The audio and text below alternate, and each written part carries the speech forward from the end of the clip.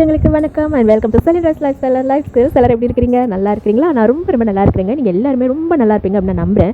இன்னைக்கு interesting psychological facts on human behaviour, especially on love and relationship, அதாவது மனிதர்களை பற்றிய சுவாரஸ்யமான உளவியல் உண்மைகள், குறிப்பாக காதல் மற்றும் உறவுகளில். இந்த சீரீஸில் நம்ம என்ன பார்க்க போகிறோம் அப்படின்னா, உங்களை ஒரு ஆண் அல்லது பெண் உண்மையிலேயே காதலிக்கிறாரா இல்லை பயன்படுத்திக் கொள்கிறாரா? லவ் ஆர் எக்ஸ்ப்ளோட்டேஷன், இதை பற்றி தான் இந்த வீடியோவில் பார்க்க போகிறோம். உங்களில் நிறைய பேருக்கு இந்த சந்தேகம் இருக்குங்க. நீங்கள் யாரையாவது லவ் பண்ணுறீங்க, இல்லை ஃப்ரெண்டாக இருக்கிறீங்க, நீங்கள் உண்மையாக தான் இருக்கிறீங்க, நீங்கள் உண்மையாக தான் அவங்க லவ் பண்ணுறீங்க, ஆனால் அவங்க வந்து உண்மையிலேயே நீங்கள் காதலிக்கிற அதே அளவுக்கு உங்களை அன்பு செய்கிறாங்களா, உங்களை நேசிக்கிறாங்களா, இல்லை உங்களை பயன்படுத்திக்கிறாங்களா அப்படிங்கிற சந்தேகம் உங்களுக்கு இருக்கும். இது வந்து லவ் ஃப்ரெண்ட்ஷிப்பில் மட்டும் கிடையாதுங்க. நிறைய சமயங்களில் திருமணமாக இருந்ததுன்னா உங்களுடைய கணவரோ இல்லை மனைவியோ, அதே மாதிரி உங்களுடைய பிறந்த வீட்டில் இருக்கிறவங்களோ, உங்கள் புகுந்த வீட்டில் இருக்கிறவங்களோ, உங்கள் கூட வேலை பார்க்குறவங்க, இல்லை உங்கள் கூட வந்து பிஸ்னஸில் இருக்கிறவங்க, இந்த மாதிரி உங்கள் வாழ்க்கையில் சம்மந்தப்பட்டிருக்கிற நிறைய நபர்கள் உங்களை பயன்படுத்திக்கிறாங்களா, இல்லைன்னா உண்மையிலேயே உங்ககிட்ட அன்பாக இருக்கிறாங்களா, நட்பாக இருக்கிறாங்களா அப்படிங்கிற ஒரு பெரிய சந்தேகம், குழப்பம் உங்களுக்கு கண்டிப்பாக இருக்க தான் செய்யும். இந்த வீடியோவில் நம்ம என்ன பார்க்க போகிறோம்னா, நீங்கள் காதலிக்கிற இல்லை திருமணம் செஞ்சுருக்கிற கணவனோ மனைவியோ, இல்லை நீங்கள் லவ் பண்ணுறவங்களோ உங்களை உண்மையாகவே நேசிக்கிறாங்களா, இல்லைன்னா உங்களை பயன்படுத்திக்கிறாங்களா, இதை பற்றி தான் பார்க்க போகிறோம். இதை தெரிஞ்சுக்கிறதுக்கு முன்னாடி நீங்கள் உரிமை கடமை, அதாவது உங்களுடைய ரைட்ஸ் அண்ட் ரெஸ்பான்சிபிலிட்டிஸ், இதுக்கும் உங்களை பயன்படுத்திக்கிறதுக்கும், அதாவது எக்ஸ்ப்ளாய்டேஷனுக்கும் இடையே இருக்கிற வித்தியாசத்தை நீங்கள் தெரிஞ்சுக்க வேண்டியது அவசியம். நட்பு, காதல், திருமணம், இந்த 3 விஷயங்கள்லையுமே எப்போவுமே உரிமையும் கடமையும் பேலன்ஸ்டாக இருக்க வேண்டியது அவசியம். அதாவது நீங்கள் அந்த உறவில் என்ன கொடுக்குறீங்க, எவ்வளோ விஷயங்கள் நீங்கள் பொறுப்பெடுத்துக்கிறீங்க, அதே சமயம் உங்களுடைய பார்ட்னர் எவ்வளோ விஷயங்களை உங்களுக்கு திருப்பி கொடுக்குறாரு அப்படிங்கிறத பொறுத்து தான் அந்த உறவு ஆரோக்கியமாக இருக்கும். இதை வந்து நீங்கள் நான் இத்தனை பர்சன்ட் கொடுக்குறேன், நீ வந்து பதிலுக்கு இவ்வளோ பர்சன்ட் கொடு அப்படின்னு பிஸ்னஸ் பேசுகிற மாதிரி உங்களால் கட் அண்ட் ரைட்டாலாம் பேச முடியாது. அது இயல்பாகவே உங்கள் 2 பேருக்கும் ஒத்து போகக்கூடிய, இயல்பாக நடக்கக்கூடிய ஒரு விஷயமா இருக்கணும். நீங்கள் காதலிக்கிற ஒரு நபருக்கும் இல்லை நீங்கள் திருமணம் செஞ்சுட்டு இருக்கிற ஒரு நபருக்கும் நீங்கள் சில கடமைகளை செய்கிறீங்க, சில பொறுப்புகளை செய்கிறீங்கன்னா அது வந்து உங்களுடைய கடமை, பொறுப்பு. உங்களுடைய வாழ்க்கை துணையோ இல்லை உங்களை காதலிக்கிறவங்களோ உங்ககிட்ட இருந்து சில விஷயங்கள் எதிர்பார்க்குறாங்கன்னா அதுவும் வந்து அவங்களுடைய உரிமை. இது ஒரு ரிலேஷன்ஷிப்பில் ஆல்ரெடி நீங்கள் இருக்கிறப்ப, ஒரு நட்பில் நீங்கள் இருக்கிறப்ப இயல்பாக தோன்றக்கூடிய ஒரு விஷயம். இதுக்கும் பயன்படுத்திக்கிறதுக்கும் நிறைய வித்தியாசம் இருக்குது. பயன்படுத்திக்கிறதுனா என்னென்னா, உங்களுக்கு நல்லாவே தெரியும் இது நட்பு கிடையாது, இது வந்து காதல் கிடையாது, எதுவுமே கிடையாது, ஆனால் இந்த ஒரு குறிப்பிட்ட விஷயத்துக்காக இந்த நபரை நம்ம பயன்படுத்திக்கிறோம் அப்படின்னு ஒரு ஆண் அல்லது பெண் முழு மனசோட, அவங்களோட ஃபுல் கான்ஷியஸ்னஸோடு பண்ணுறாங்க பார்த்தீங்களா, அதுக்கு பேர் தான் பயன்படுத்திக் கொள்ளுதல். இப்போ நீங்கள் நிஜமாகவே சில பேர்கிட்ட நட்போடு இருக்கிறீங்க, இல்லை காதலில் இருக்கிறீங்க, திருமண உறவில் இருக்கிறீங்கன்னா, அந்த உறவில் உண்மையாக இருக்கிறப்ப நீங்கள் அவங்களுக்காக நிறைய விஷயங்கள் செஞ்சுருப்பீங்க. ஒருவேளை ஏதோ ஒரு காரணத்தினால நீங்கள் அந்த நட்பில் இருந்தோ, காதலில் இருந்தோ, இல்லை திருமண உறவில் இருந்தோ நீங்கள் பிரிஞ்சுட்டா கூட நீங்கள் அவங்களுக்கு செய்த சில கடமைகள், இல்லை அவங்க கிட்டேருந்து நீங்கள் உரிமையாக கேட்டு எதிர்பார்த்து வாங்கின விஷயங்கள், அது எதுவுமே வந்து தப்பாக ஆகாது. எப்போ அப்படின்னா, நீங்கள் அந்த உறவில் இருந்தப்போ உண்மையாக தான் இருந்திருக்கிறீங்க. இப்போ நீங்கள் பிரிஞ்சது எவ்வளோ உண்மையோ அதே அளவுக்கு உண்மை. அப்போ நீங்கள் உண்மையாகவே அன்பாக இருந்தது. ஸோ அதில் எந்த விதமான திட்டமிடலும் இல்லை. அப்படிங்கிறப்ப ஒரு ஆண் தன் நட்பிடமிருந்தோ, இல்லை வாழ்க்கை துணையிடமிருந்தோ, இல்லைன்னா வந்து அவங்க காதலிச்சவங்க கிட்ட இருந்தோ அவங்க பெற்றுக்கொண்ட பொருட்களாக இருந்தாலும் சரி, அது இமோஷனலான உணர்வு ரீதியான ஒரு ஆதரவாக இருந்தாலும் சரி, அது வந்து தவறாகாது. ஆனால் நிறைய பேர்கிட்ட எப்போ இது ஒரு பெரிய பிரச்சனையாக ஆகுது அப்படின்னா, உண்மையாகவே அவங்க ஒரு பர்சனை காதலிக்க மாட்டாங்க. முழு மனசோட இவங்களை இந்த விஷயத்துக்காக நம்ம பயன்படுத்திக்க தான் செய்கிறோன்னு தெரிஞ்சுட்டு செய்வாங்க. அது 2 பேருமே மியூச்சுவலாக அப்படி இருந்துட்டால் பிரச்சனை கிடையாது. இது பெரிய மன வலியை தரக்கூடிய ஒரு விஷயமா எப்படி ஆகுதுன்னா, சம்மந்தப்பட்ட 2 பேரில் ஒரு நபர் உண்மையாகவே நட்பும் இல்லை அன்போ காதலோ திருமணத்தில் உண்மையாக இருக்கிறதோ ஏதோ அந்த மாதிரி உணர்வு ரீதியாக உண்மையாக இருந்திருப்பாங்க. ஆனால் இன்னொரு நபர் வந்து முழுக்க முழுக்க அவங்கள பயன்படுத்திக்கிறதுல மட்டுமே குறியாக இருந்திருப்பாங்க. ஸோ அந்த மாதிரி சமயத்தில் தான் அன்பை, காதலை, நட்பை, இல்லை பொருளை, பாசத்தை இதெல்லாம் தந்த நபர் இருப்பாங்க இல்லையா, அவங்க வந்து உடைஞ்சு போயிடுறது, ரொம்ப மனநொந்து போயிடுறது. நீங்கள் இப்படி ஏமாந்து போகாமல் இருக்கணும், உணர்வு ரீதியாகவும் சரி, பொருள் ரீதியாகவும் சரி, அப்படின்னா சில விஷயங்களை நீங்கள் தெரிஞ்சுக்க வேண்டியது ரொம்ப அவசியம். இது கசப்பான உண்மைகளாக இருந்தால் கூட நீங்கள் இதெல்லாம் தெரிஞ்சுக்கிட்டிங்கன்னா தான் உங்களோட எனர்ஜியை நீங்கள் வந்து பாதுகாத்துக்க முடியும். உங்களுடைய மன நிம்மதியை நீங்கள் பாதுகாத்துக்கிட்டு தவறான நபர்கள்கிட்ட நீங்கள் ஏமாந்து போகாமல் நிம்மதியாக வாழ முடியும்.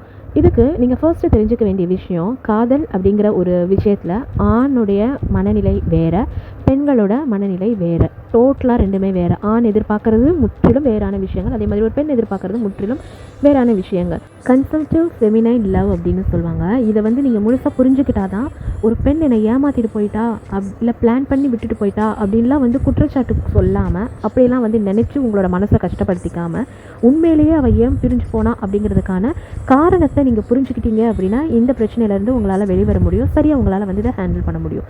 கன்செப்டிவ் ஃபெமினைன் லவ் அப்படின்னா என்னென்னா, ஒரு ஆணுக்கு காதல் அப்படிங்கிறதோ இல்லை காதலை கொடுக்குற காதலிக்கப்படுறது அப்படிங்கிறது வந்து ஒரு முழு நேர வேலை கிடையாது. முழுசாக அவங்க வந்து அதில் ஈடுபடணும் அப்படிங்கிற அந்த விதமான அவசியமே கிடையாது. அவங்களுக்கு அவங்களுடைய வேலை, அவங்களுடைய வெற்றி, பணம் இதெல்லாம் போக மீறி தான் வந்து அவங்களுக்கு காதல் அப்படிங்கிற ஒரு விஷயத்தில் அவங்களுடைய இமோஷன்ஸை வந்து இன்வெஸ்ட் பண்ணுறாங்க. ஆனால் பெண்களை பொறுத்த வரைக்கும் நீங்கள் ஒரு பெண் காதலிக்கிறா அப்படின்னா அவனை வந்து அப்படியே அவன் உடம்புக்குள்ளே முழுங்கிடுற மாதிரி, இப்போ பாம்பு வந்து எப்படி பூச்சியெல்லாம் வந்து ஃபுல்லாக முழுங்கிடுமோ அந்த மாதிரி விழுங்கிடுற மாதிரி அந்த ஆணை அப்படியே அவன் வந்து கன்சியூம் பண்ணணும் அப்படின்னு நினைப்பான். இது வந்து ஃபிசிக்கலாக சொல்லலை, உணர்வு ரீதியாக. ஸோ அவன் வந்து அவனோட ஃபுல் கவனத்தை, முழு நேரத்தை, அவனை எல்லாமே அவன்கிட்ட இருக்கிற எல்லா விஷயங்களையுமே இவளுக்கு வந்து கொடுத்துடணும். அவனோட எல்லா உணர்வுகளையுமே அப்படியே அவகிட்ட சொல்லிடணும். அவனுக்கு சொந்தமான எல்லா விஷயமே தனக்கு மட்டும்தான் சொந்தம். இந்த மாதிரி நிச்சயமாக யோசிக்க தோணும். அப்படி தான் வந்து யோசிப்பாங்க. அது ஒரு ஆண்கிட்ட இருந்து முழுசாக கிடைக்காதப்ப அவள் வந்து தன்னை வந்து அவன் வேலிடேட் பண்ணலை, தன்னை மதிக்கலை அப்படிங்கிற மாதிரியான ஒரு மனநிலைக்கு தள்ளப்படுறான். அதனால் அவன் மேலே இன்ட்ரெஸ்ட் காட்ட மாட்டாங்க. நிறைய பெண்கள் வந்து தன் கணவனோ இல்லை காதலனோ இல்லை ஃப்ரெண்டோ அப்படி இல்லாதப்ப அவங்கக்கிட்ட கெஞ்சுவாங்க, இல்லை நீ இந்த மாதிரி நடந்துக்கோ அப்படின்னு சொல்லி ஃபோர்ஸ் பண்ணுவாங்க.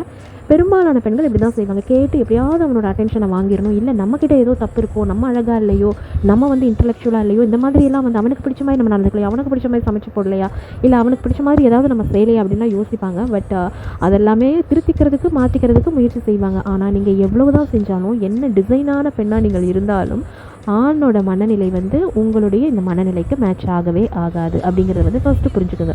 ஸோ அப்போ என்ன ஆகுதுன்னா, அந்த ஆண் வந்து ஒரு கட்டத்தில் நினைக்க மாட்டான், இவன் வந்து நம்மளை விட்டுட்டு போக மாட்டா, இவன் தான் நம்ம ஃப்ரெண்ட் ஆகிட்டாலே, இவன் தான் நம்ம லவர் ஆகிட்டாலே, இவன் தான் நம்ம ஃபேமிலியில் ஒருத்தியாக இருக்காளே, கூட பிறந்தவளாக இருக்கிறாளே, இல்லை வந்து நம்ம கல்யாணம் பண்ணிட்டாலே, இந்த மாதிரிலாம் வந்து நினச்சிட்டு இருக்கிற சமயத்தில் அவங்களுக்கு இந்த ஃபுல் அட்டென்ஷன், ஃபுல் கவனம், முழு நேரம் முழுசாக அவங்கக்கிட்ட இருக்கிற நிறைய உணர்வுகளை ஷேர் பண்ணலை, அவங்கக்கிட்டேருந்து ஃபுல்லான இமோஷனல் சப்போர்ட் வந்து உங்களுக்கு கிடைக்கல அப்படின்றப்ப நம்பிக்கை இருக்கிற பெண்கள், சுயமரியாதை இருக்கிற பெண்கள் ஒன்று ரெண்டு தடவை சொல்லி பார்ப்பாங்க. இல்லைனா வந்து நீ போ, நான் என் வழியை பார்த்துக்கிறேன் அப்படின்னு சொல்லிட்டு போயிடுவாங்க. ஸோ இது வந்து உங்களை ஒரு பெண் ஏமாற்றிட்டா அப்படிங்கிற கணக்கில் வரவே வராது. அவள் ரியாக்ட் பண்ணுறா, இல்லை நீங்கள் நடந்துக்கிட்ட ஒரு விஷயத்துக்கு, இல்லை அவளுக்கு பிடிக்காத ஒரு விஷயத்துக்கு ரெஸ்பாண்ட் பண்ணுறா, அவ்வளோதான். ஏமாத்துறது இல்லை எக்ஸ்ப்ளாய்ட் பண்ணிக்கிறது அப்படிங்கிறது எப்படின்னா, நிறைய பெண்கள் நான் ஏற்கனவே சொன்ன மாதிரி, இல்லை ஆண்களாக கூட இருக்கலாம், ஒரு விஷயத்துக்காக ஒருத்தரை பயன்படுத்திக்கும் முன்னாடியே இவனை இல்லை இவளை இந்த விஷயத்துக்கு நம்ம பயன்படுத்திக்கிறோம். ஃபார் எக்ஸாம்பிள், பொதுவாக இது வந்து வேலை இல்லை பிஸ்னஸ் சார்ந்த விஷயங்களில் தான் இது நடக்கும். இது சில ஆண்களும் செய்யலாம், சில பெண்களும் செய்யலாம். இதில் வந்து ஜெண்டர் பயஸே கிடையாது. ஸோ பணம் விஷயமாக இருந்தாலும் சரி, இல்லை வந்து உணர்வு ரீதியான சில எக்ஸ்பெக்டேஷனுக்காகவும் சரி, அவங்க முழு மனசோட இந்த விஷயம் முடிஞ்சோடனே உங்களை கழட்டி விட்டுறணும் அப்படின்னு நினச்சி செயல்படுவாங்க இல்லையா. இந்த மாதிரியான நபர்கள்கிட்ட இருந்து தான் நீங்கள் உங்களை பாதுகாத்து கொள்ள வேண்டியது அவசியம். உங்களை உண்மையிலேயே காதலிக்காமல் உங்களை பயன்படுத்தி கொள்பவர்கள் என்னென்ன மாதிரியான அறிகுறிகளை வெளிப்படுத்துவார்கள்? வாங்க வரிசையாக ஒவ்வொன்றா பார்க்கலாம். அவர்களுக்கு உங்களுடன் இருக்கும் நட்பு அல்லது காதலை பற்றி பிறரிடம் வெளிப்படையாக ஒருபோதும் சொல்லவே மாட்டார்கள். அவர்களுக்கு நெருங்கிய உறவினர்கள் அல்லது நண்பர்கள் வட்டத்தில் யாருக்கும் உங்களை அறிமுகப்படுத்தி வைக்கவே மாட்டார்கள். நீங்கள் அவர்களது உறவு அல்லது நட்பு என்று சொல்லிக்கொள்வதில் பெருமையும் மகிழ்ச்சியும் அடைய மாட்டார்கள். மற்றவர்கள் முன்பு உங்களை கண்டு கொள்ளவே மாட்டார்கள். அல்லது வேண்டுமென்றே உங்களுடன் மிகவும் தொழில் ரீதியாக மட்டும் பழகுவதைப் போல், மிகுந்த கடமையுணர்வுடன் மட்டும் இருப்பதைப் போல அளவிற்கு அதிகமாக காட்டிக்கொள்வார்கள். பிறர் முன்பு வேண்டுமென்றே அதிக இடைவெளி விட்டு நடந்து கொள்வார்கள். அல்லது உங்களை மற்றவர்கள் முன்னிலையில் மிகவும் அதிகாரம் செய்வார்கள்.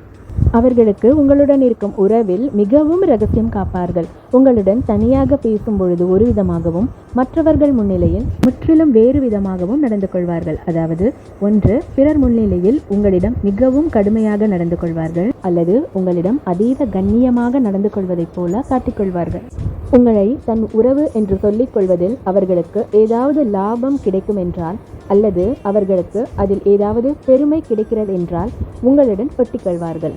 உங்களை உறவு என்று சொல்லிக் கொள்வதால் அவர்களுக்கு ஏதாவது ஒரு கெட்ட பெயர் அல்லது அவமானம் வருமென்றால் உங்களை யாரென்று தெரியாது என்று சொல்லி அப்படியே ஒதுங்கி பின்வாங்கி விடுவார்கள். எப்பொழுதெல்லாம் அவர்களுக்கு உங்களிடமிருந்து ஏதாவது உதவி தேவைப்படுகிறதோ அப்பொழுது மட்டும் உங்களிடம் வருவார்கள். மற்ற சமயங்களில் உங்களை கண்டு கொள்ளவே மாட்டார்கள். உங்களுக்கு ஏதாவது பிரச்சனை என்றால் உங்கள் கண்களுக்கு எட்டும் தூரம் வரை அவர்கள் தென்படவே மாட்டார்கள். எங்கேயாவது தூரத்தில் போய் மறைந்து கொள்வார்கள். உங்களை தெரிந்ததைப் போலவே அப்போது காட்டிக்கொள்ளவே மாட்டார்கள். உங்களுடன் தனியாக பேசும் பொழுது நன்றாக சிரித்து பேசிவிட்டு உங்கள் முதுகுக்கு பின்னால் பிறரிடம் உங்களை பற்றி புறம் பேசுவார்கள் அல்லது மற்றவர்களுடன் சேர்ந்து கொண்டு உங்களை கேலி செய்வார்கள். தன்னை பற்றி மட்டும்தான் எப்பொழுதும் மிகுந்த சுயநலத்துடன் யோசித்துக் கொண்டே இருப்பார்கள். உங்களுடன் பழகுவதால் தனக்கு என்ன லாபம் என்பதை பற்றி மட்டும்தான் எப்பொழுதும் சிந்தித்துக் கொண்டே இருப்பார்கள். நீங்கள் பேசுவதை எப்போதும் கொஞ்சம் கூட காது கொடுத்து கேட்கவே மாட்டார்கள். ஆனால் அவர்கள் பேசுவதை மட்டுமே நீங்கள் எப்போதும் கவனித்து கொண்டே இருக்க வேண்டும் என்று நினைப்பார்கள். அப்படி நடந்து கொள்ளுமாறு உங்களை வற்புறுத்தி கொண்டே இருப்பார்கள். நீங்கள் இவர்களுக்கு எவ்வளவுதான் உதவிகள் செய்தாலும் நல்லவற்றை செய்தாலும் உங்கள் மீது இவர்களுக்கு கொஞ்சம் கூட நன்றியுணர்வே இருக்காது. உனக்கு மிகவும் நன்றி. நீ எனக்கு செய்யும் உதவிகளுக்கும் நீ எனக்கு தந்து கொண்டிருக்கும் உணர்வு ரீதியிலான ஆதரவுகளுக்கும் நன்றி என்ற வார்த்தை ஒருபோதும் இவர்கள் வாயிலிருந்து வரவே வராது. அதீத சுயநலமான பேச்சுக்களும் சிந்தனைகளும் அவர்களிடம் மேலோங்கி இருக்கும். இதை செய்து நான் வெற்றி பெறுவேன், இதை செய்து நான் வெற்றி அடைந்து என் எதிரிகளுக்கு நான் யார் என்று காட்ட வேண்டும் என்றுதான் சொல்வார்களே ஒழிய இதை செய்து நான் உன்னை மகிழ்ச்சிப்படுத்துவேன், இதை செய்து நான் உன்னை மகிழ்ச்சியாக வைத்துக் கொள்ள வேண்டும் என்று ஆசைப்படுகிறேன் என்று ஒருபோதும் சொல்லவே மாட்டார்கள். அவர்களுடன் இருக்கும்போது உங்களால் பாதுகாப்பாக உணரவே முடியாது. அவர்கள் உங்களிடம் காட்டும் அன்பு அல்லது காதல் போலியானது என்று ஏதாவது ஒரு விதத்தில் தொடர்ந்து வெளிப்படுத்தி கொண்டே இருப்பார்கள். உங்களது வெற்றி அல்லது முன்னேற்றத்தை குறித்து கொஞ்சம் கூட இவர்கள் கவலைப்படவே மாட்டார்கள். அதில் துளி கூட அக்கறை காட்டவே மாட்டார்கள். ஆனால் தனது வெற்றிக்கு உங்களை எப்படி பயன்படுத்திக் கொள்வது என்பதை மட்டும் யோசித்து அவற்றை மட்டும் செயல்படுத்தி கொண்டே இருப்பார்கள். உங்களிடம் இருக்கும் பணம், புகழ், அழகு, புத்திசாலித்தனம், திறமை அல்லது சமூக அந்தஸ்திற்காக மட்டுமே உங்களை மதிப்பார்கள். ஒருபோதும் உங்களை உங்களுக்காக மட்டும் மதிக்கவோ அன்பு காட்டவோ மாட்டார்கள். நீங்கள் வெற்றியடைந்தால் அதற்காக அவர்கள் சந்தோஷப்பட மாட்டார்கள். ஆனால் நீங்கள் அடையும் வெற்றியால் அவர்களுக்கு கிடைக்கும் பலன்களை மட்டும் நன்றாக அனுபவிப்பார்கள். நீங்கள் தோல்வியடைந்தால் அதற்காக அவர்கள் கொஞ்சம் கூட கவலைப்படவே மாட்டார்கள் அல்லது உங்களுக்கு நம்பிக்கை கொடுத்து உற்சாகப்படுத்தவும் மாட்டார்கள். உங்கள் தோல்வியால் தனக்கு என்ன பாதிப்பு வரும், தன்னை எப்படி அதிலிருந்து காப்பாற்றிக் கொள்ளலாம் என்பதை பற்றி மட்டும்தான் யோசிப்பார்கள். தனது மேலதிகாரியை தனது வீட்டிற்கு தேவையான காய்கறி முதல் மீன் வரை வாங்கி வரக்கூட செய்யும் அளவிற்கு தன் வீட்டு திருமணங்களுக்கு தன்னை கடைகளுக்கு கூட்டிச் செல்வதிலிருந்து எடுப்பிடி வேலைகள் அத்தனையும் செய்வது வரை நன்றாக பயன்படுத்தி கொள்ளும் சிலர், அந்த நபர் தான் கேட்கும் பொழுது பணத்தையோ அல்லது பத்திரத்தையோ தந்து உதவவில்லை என்றால் போதும் உடனே கோபித்து கொண்டு அந்த உறவையே துண்டித்து விடுவார்கள். இவர்கள் தங்களுக்கு கிடைக்கக்கூடிய வாய்ப்புகள் மற்றும் வேலையில் கிடைக்கும் சலுகைகளுக்காக மட்டும் பிறரிடம் பழகக்கூடியவர்கள். உறவு, நட்பு என்ற பெயரில் அவர்களை மிகவும் சுயநலமாக பயன்படுத்திக் கொள்ளக்கூடியவர்கள். ஒரு நபருக்கு உறவிற்கான தேவையோ அல்லது பணத்திற்கான தேவைகளோ இருக்கும்போது அவர்களை தனக்கு சாதகமாக பயன்படுத்திக் கொள்பவர்களும் இருக்கிறார்கள். இதை தனக்கு கிடைத்த நல்ல சந்தர்ப்பமாக நினைத்து அதை பயன்படுத்திக் கொள்பவர்களை பற்றி நாம் ஒன்றும் சொல்ல முடியாது. இருவரும் பரஸ்பரம் ஒருவரை ஒருவர் பயன்படுத்திக் கொள்வார்கள். ஆனால் இப்படிப்பட்ட மனிதர்கள் இருப்பதே தெரியாமல் நீங்கள் ஏமாந்து போய்விடக்கூடாது என்பதற்காகத்தான் இந்த பதிவு. நான் இதுவரை சொன்ன இந்த நடத்தைகள் அல்லது அறிகுறிகள் எல்லாம் யாரிடமாவது தென்பட்டால் அவர்கள் உங்களை உண்மையிலேயே காதலிக்கவில்லை. உங்கள் மீது அவர்களுக்கு காதல், அன்பு, உறவு, பாசம், நட்பு எதுவுமே இல்லை. இப்படி ஏதாவது ஒரு உறவை பெயருக்கு சொல்லிக்கொண்டு அவர்கள் உங்களை பயன்படுத்திக் கொள்கிறார்கள் என்ற அர்த்தம். அத்தகைய நபர்களிடமிருந்து நீங்கள் எப்பொழுதும் ஒதுங்கி இருங்க. இந்த வீடியோ யூஸ்ஃபுல்லாகவும் மோட்டிவேட்டிங்காகவும் இருந்திருக்கும் நான் நினைக்கிறேன். இன்னும் நீங்கள் life style, life skills, karma, spirituality and motivation தொடர்பான வீடியோஸ் நிறைய பார்க்கணும் அப்படின்னா இந்த சேனலை வந்து நீங்கள் சப்ஸ்கிரைப் பண்ணிக்கோங்க. அண்ட் இந்த வீடியோ உங்களுக்கு யூஸ்ஃபுல்லாக இருந்ததுன்னா ஒரு லைக் கொடுங்க. அண்ட் வேறு யாருக்காவது இந்த வீடியோ யூஸ்ஃபுல்லாக இருக்கும் அப்படின்னு நீங்கள் நினச்சிங்கன்னா அவங்களுக்கும் ஷேர் பண்ணுங்கள். இன்னொரு யூஸ்ஃபுல்லான இன்ட்ரெஸ்டிங்கான வீடியோவில் உங்களை மீண்டும் சந்திக்கிறேன். அது வரைக்கும் tata bye bye, see you and take care.